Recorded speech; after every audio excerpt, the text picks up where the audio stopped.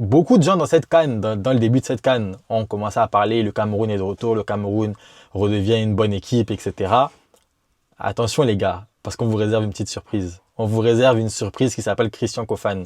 Dans le monde entier, qui ne connaît pas les lions indomptables du Cameroun? Bonjour à tous les amis, j'espère que vous allez bien. Moins de 24 heures avant le deuxième match du Cameroun dans cette Coupe d'Afrique des Nations. Moins de 24 heures avant ce choc face à la Côte d'Ivoire, ce choc des phases de poule. Ce sera le match le plus attendu bien évidemment des phases de poule. Et c'est dès demain, les Lions devront confirmer leur premier match qui a été une réussite face au Gabon. On va pas se mentir, il y avait beaucoup d'attentes autour des Lions indomptables du Cameroun. Et ils ont réussi à battre le Gabon. Une première mi-temps pleine de réussite, une première mi-temps totalement réussite avec beaucoup de bonnes choses. On aurait pu même mettre un deuxième but sur certaines phases de jeu, mais le deuxième but n'est pas arrivé. Par contre, en deuxième mi-temps, on a été un peu plus en difficulté face aux Gabonais. L'ensemble des supporters camerounais l'ont remarqué, le coach lui aussi l'a remarqué et a parlé de faire des réajustements tactiques ou dans le 11 du Cameroun demain face à la Côte d'Ivoire. Donc, il faudra réajuster tout ça, gommer toutes nos petites fautes et continuer sur les bonnes choses que nous avons commencé. Demain, face à la Côte d'Ivoire, ça va pas être une chose facile. On affronte un adversaire qui encaisse très peu de buts. Sur l'ensemble des qualifications pour la Coupe du Monde aux États-Unis, ils n'ont encaissé aucun but, 0 but encaissé. Face au Mozambique, ça a été très solide derrière aussi. Il y a eu très peu de situations côté mozambicain. À part Gini Katamo qui a apporté un peu de danger sur le but ivoirien. Il n'y a eu aucun danger du côté mozambicain pour faire peur à la défense ivoirienne. Demain aussi, ce qu'il faudra surveiller de près, il faudra faire très attention. Face à la Côte d'Ivoire, c'est surtout sur les côtés. Deux ailiers de très grande qualité. Du nom de Yann Diomandé et Amad Diallo. Mais Amad Diallo qui a été élu homme du match face au Mozambique. Il va retrouver son ami Brahim Bemokilio et ça a été élu homme du match face au Gabon. Donc ce sera un match dans le match entre deux Mancuniens qui sont en forme dans cette Coupe d'Afrique des Nations, qui sont plutôt bons en club, deux amis qui s'entendent très bien. Mais demain, il n'y en a qu'un seul qui doit gagner. Espérons que ce soit le Camerounais, espérons que ce soit Brahim Bemo. Brahim Bemo qui porte désormais le numéro 10 et qui connaît le poids qu'il a sur les épaules avec ce numéro. D'autant plus, un poids qui se rajoute encore plus avec son statut en club, son statut en sélection, parce que en termes de poids avec son transfert, avec son club, etc., en termes d'attente, c'est notre plus gros joueur, on va dire aujourd'hui dans l'équipe, Brahim Bemo. Donc demain, ce sera encore un très gros match pour lui où il est très attendu du côté de son ami Amad Diallo, mais aussi du côté des supporters camerounais. Mais l'Ivoirien, moi personnellement, qui me fait le plus, pas peur, parce qu'ils ne font pas peur, ça reste une équipe qu'on peut battre et qu'on va battre, et ils ne me font pas peur. Mais l'élément le plus dangereux du côté de la Côte d'Ivoire pour moi, c'est Yann Diomandé. Yann Diomandé, du haut de ses 19 ans, il est vraiment tout simplement incroyable. On l'a vu face au Mozambique, on le voit en club. Pour la petite anecdote, moi, son premier match en professionnel avec les Vantés, j'ai vu, j'étais devant son premier match parce que je regardais Yvan Neyou ce jour-là. Et quand j'ai vu son match, je me suis dit, mais c'est qui ce gars? C'est qui? Moi, je connais pas ce joueur. En plus, les équipes en Espagne, il y a pas beaucoup d'Africains. Donc, je me dis, c'est qui ce gars? Je vais faire mes recherches et tout. Et en plus, comme il jouait un peu comme un joueur qui a de l'expérience, comme un joueur un peu vicieux et tout. Je me suis dit, mais c'est qui ce gars? Il sort d'où? Neyou, quand il joue d'habitude, il est pas là. Lui, il est là. En plus, c'était contre le Real, je me rappelle. Et il était vraiment dangereux. Donc, c'est vraiment là, j'ai remarqué, il y a une Diomandé et tout. Et petit à petit, j'ai vu les matchs. Il était vraiment très impressionnant. Je me suis dit, c'est encore un joueur que j'ai remarqué, on va dire, mais que les gens n'ont peut-être pas forcément remarqué parce qu'ils regardent pas forcément les matchs des petits clubs et tout. Mais Yann Diomandé, il a vraiment explosé puisqu'il a signé à Leipzig. À Leipzig, ça se passe très bien pour lui. Demain, moi, je pense que ce sera vraiment le danger numéro 1 côté ivoirien. Sur le côté gauche, que ce soit Tchamadeu ou Chemalo, je ne sais pas qui sera sur le côté droit, pardon, je ne sais pas qui ça sera sur le côté droit, mais va vraiment falloir le verrouiller parce que sinon, il peut monter en puissance dans le match et apporter beaucoup de danger à notre défense. Donc, danger numéro 1 pour moi, côté ivoirien, demain, ce sera Yann Diomandé. Ce joueur, pour même les 10 prochaines années, ça va vraiment être du très très haut niveau. En termes d'ailier en Afrique pour les prochaines années, il y a vraiment du lourd. Yann Diomandé avec la Côte d'Ivoire, Ibrahim Mbaye avec le Sénégal. Ce sont des très jeunes joueurs qui vont vraiment faire très mal avec leur club et leur sélection dans les années à venir. Mais bon, concentrons-nous sur la Côte d'Ivoire, sur leur équipe. En tout cas, les gars, Yaya Diomandé, demain, ce sera vraiment le danger numéro 1 pour moi côté ivoirien. Il y aura aussi, on va aussi retrouver un Ivoiro-Camerounais, qui est Evan Dika, qui est dans la charnière ivoirienne. Aujourd'hui, c'est tout simplement le meilleur défenseur ivoirien. Il faut savoir que pendant une période, Evan Dika était tout proche de jouer pour le Cameroun. Il avait même eu le passeport camerounais pour représenter les Lions indomptables du Cameroun, mais ça ne s'est pas fait. Il a finalement choisi de représenter la Côte d'Ivoire. Comme il y a eu la vidéo de Just Riyad avec Nicolas Pepe, lui, ce n'est pas des histoires, etc. Lui, il est ivoirien de par un de ses parents, de par sa mère, je crois, et camerounais de par son père. Donc, il a choisi le pays de sa maman, il a choisi la Côte d'Ivoire. Mais demain, je compte sur nos attaquants, Karl Taillon, Christian Kofan, Brahim Bemo, Nena Masro, etc., pour lui montrer qu'il a fait le mauvais choix, qu'il n'a pas choisi le bon pays, qu'il aurait dû choisir le pays de son papa, le pays des Lions indomptables, parce que demain, il faut qu'on leur montre de quoi on est capable. Dans les buts, ils ont Yaya Fofana. Moi, personnellement, je trouve que c'est l'un de leurs points faibles. Yaya Fofana, pour moi, malgré que la Côte d'Ivoire n'encaisse pas de but, pour moi, Yaya Fofana, c'est pas un gardien très rassurant. Il repousse souvent les ballons dans les pieds des attaquants. Il repousse souvent les ballons dans les mauvais endroits. Certains ballons qu'il pourrait capter, il ne les capte pas.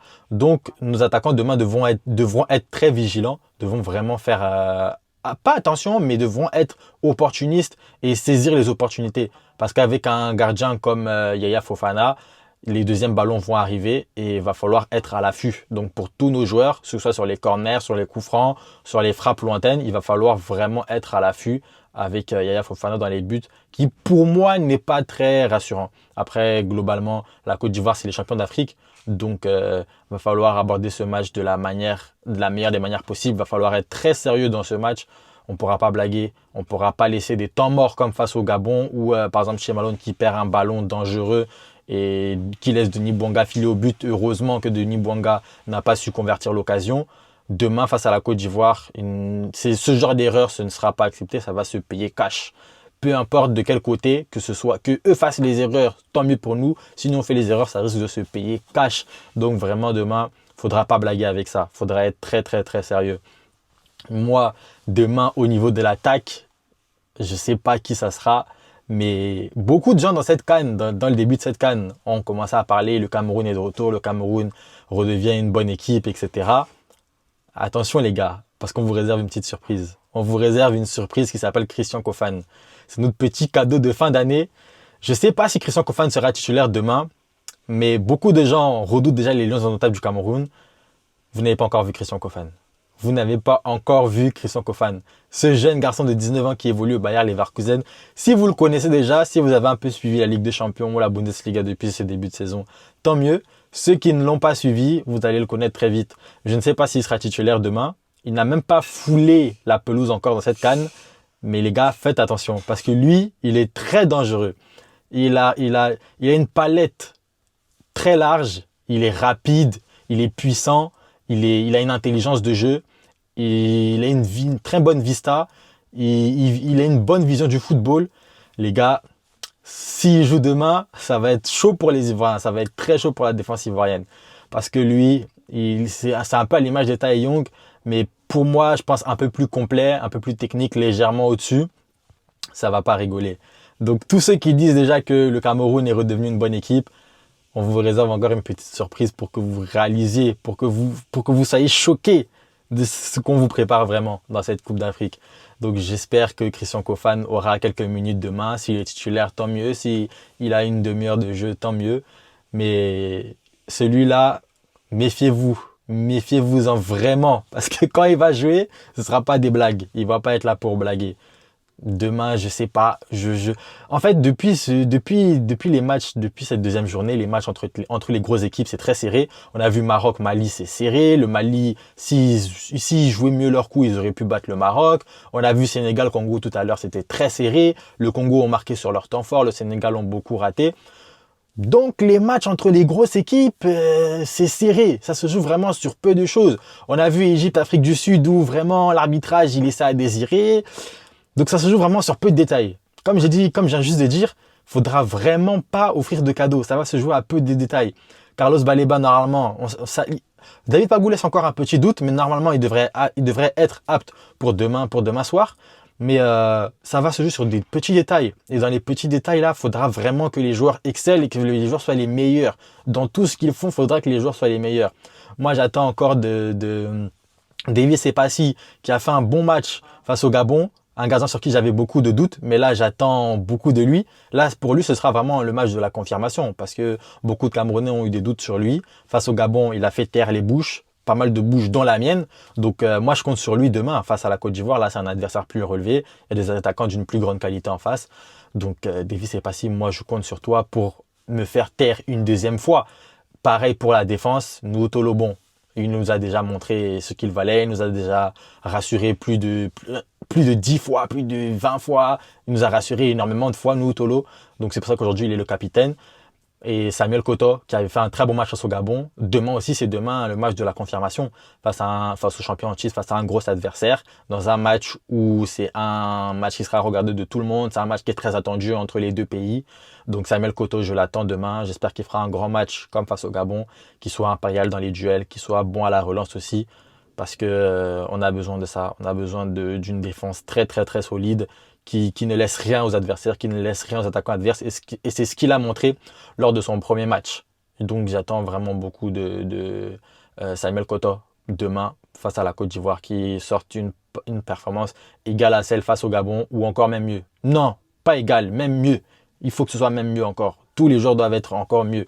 Arthur Avom, pareil, au milieu de terrain. Je ne sais pas quel sera le 11. David Pagou a dit qu'il va peut-être changer son 11. Mais Arthur Avom, je pense qu'il sera titulaire. Carlos Baleba aussi.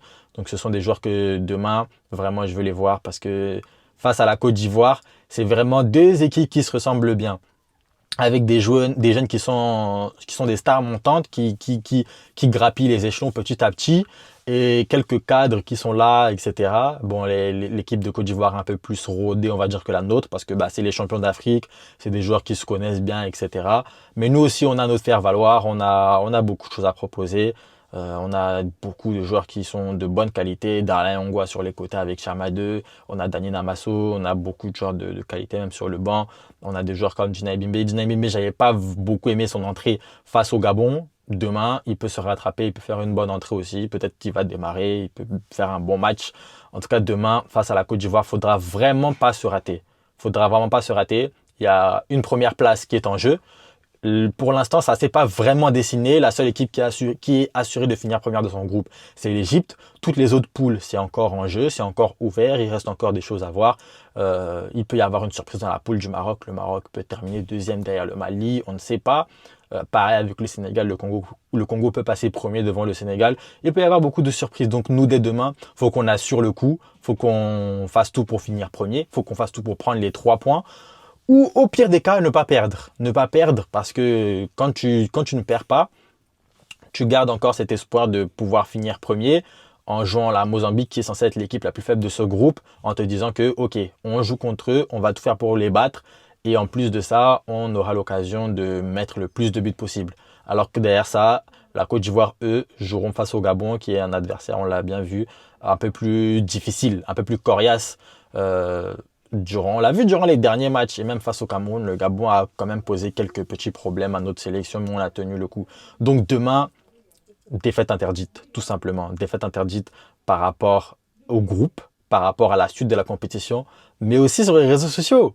Sur les réseaux sociaux, partout, entre les Ivoiriens et les Camerounais, parce qu'on sait que c'est une bataille qui n'en finit pas, qui n'en finira sûrement jamais. Même après ce match, la bataille va continuer. C'est nous les meilleurs, c'est nous les meilleurs. Pour l'instant, le Cameroun, on est les grands frères de la Côte d'Ivoire. La Côte d'Ivoire sont nos petits frères.